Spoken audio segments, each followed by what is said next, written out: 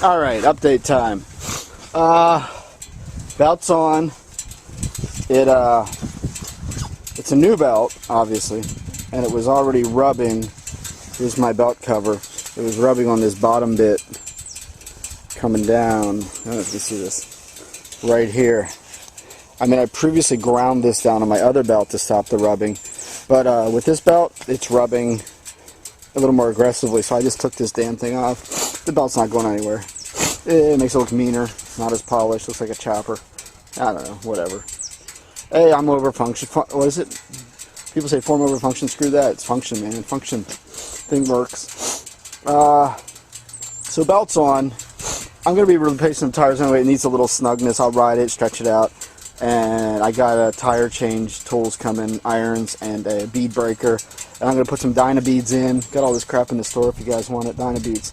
I'm going to check them out, and when I do, I'm going to have to pop off the wheel weights on my wheel already. And the beauty of this Dynabead stuff is you don't have to get the wheels balanced. The beads will take care of it. And you basically just put the tire back on, the new tire, and remove the valves, pop the tire, so it seals, inflate it so it pops. And once it's sealed, then you can remove the valve stem and insert the Dynabeads for the size tire. I think you need 2-ounce bag for up to 130 to 200 millimeter tire. Over 200 millimeter, I think, you need a 3-ounce bag. Anyway, give it a little bottle, insert it. Alright, so the belt's on. One minor thing, which I knew was probably going to happen, was the rubbing. Alright, on the gear shift, on the shifter, I replaced the shift ratchet right here where my foot's hitting, that rod that goes into the tranny and interacts with the star cluster for shifting. That fixed the problem. Amazingly, eyeballing both the new and the old side by side, I could not tell if the spring was worn out, but apparently I guess the spring was worn out. I'll show you the old one. And here's the new shifter, chrome with the stock Victory foot peg. So I'm back to original on that, which is good. The other one was polished, and I had some Harley. Here's how stupid I was. The Harley foot pegs I put on, the wing ones, were SAE threaded, or weren't threaded. How do I say this? Weren't threaded the same as the Victory, so I freaking stripped the damn thing. So that's why I replaced it. So you gotta watch that stuff when you put aftermarket stuff on. Make sure the thread's the same, and you don't end up stripping anything. That's it, dudes. Bike's dirty. I'm not gonna clean it. I'm sick of cleaning it. As long as it's not rusting.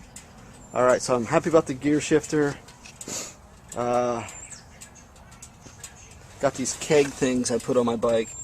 Vinyl covers. You can get those custom made too if you want some, let me know. They're pretty sweet. You put anything on there. You send an image, we can get them all done. Whatever you want to do. What else? So that's done. The belt. So anyway, this is all coming off again when I get my tire changer kit. Well, you know what, dudes? I forgot. I got to order some tires. So once I do that, we'll be all set. So this is a big pain in the ass. I don't know what I'm going to do about this cover. Just leave it off for now. Give it the meaner look. Those are my Aces exhaust. They're good. I went to compressor. Scared the hell out of me. Alright, let me show you this unit I replaced. Stand by. Listen to the old Hannity on the radio. Speaking the truth. Him and Rush. Keeping us safe. Alright, anyway. This is what I replaced. The gear shift. So this is what your shifter pedal, your shift rod linkage right there hooks into right there. And that goes into the engine. It goes into the transmission. If I can show you.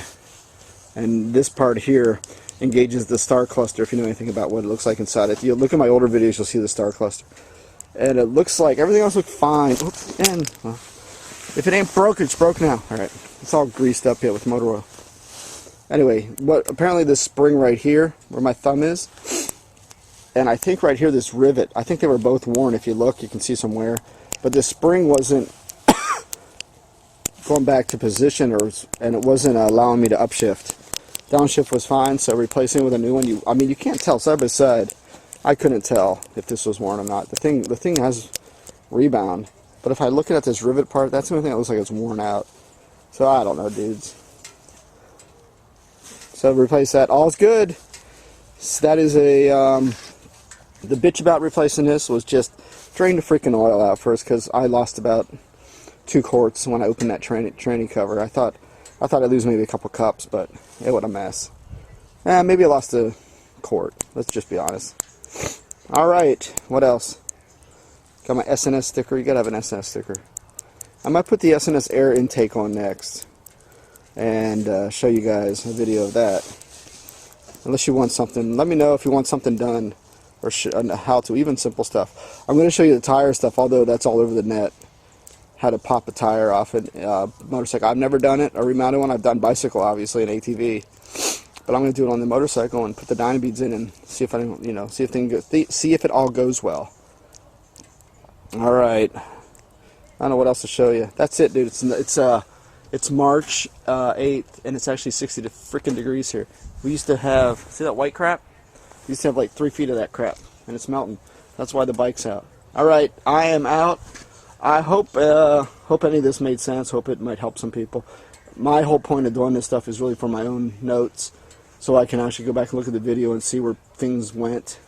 Because I sometimes forget, like this thing, I forgot which angle it was at, but it was like at a 2 o'clock position. That helped me. Oh, okay. It made it easier to reinstall because I totally forgot which position it was.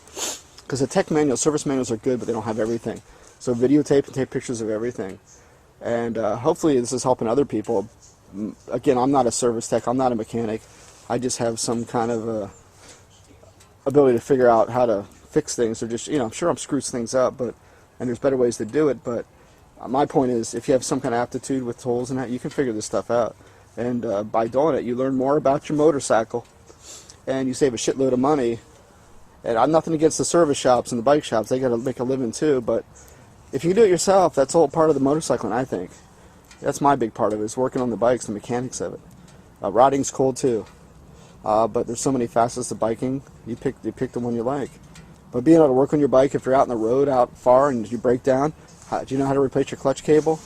We got emergency repair clutch cables too to carry along. And now what I have too is an extra belt. I'm going to keep my stock belt I had on, which is really not that worn out. It's just got years on it. And I'm just going to put that in my travel bag. If I go on long rides, man, if the belt goes, have my tools with me, you can change your belt on the road. I mean, it's not going to be easy. You're going to have to find some way to jack your bike up, take your tire. But if you have someone with you or something, you can just pop that bike up on a lift, even at a shop, or I don't know. There's ways to do it. It's just so you're not totally helpless and relying on someone. All right, I'm ranting. I'm out. Hope you enjoyed this.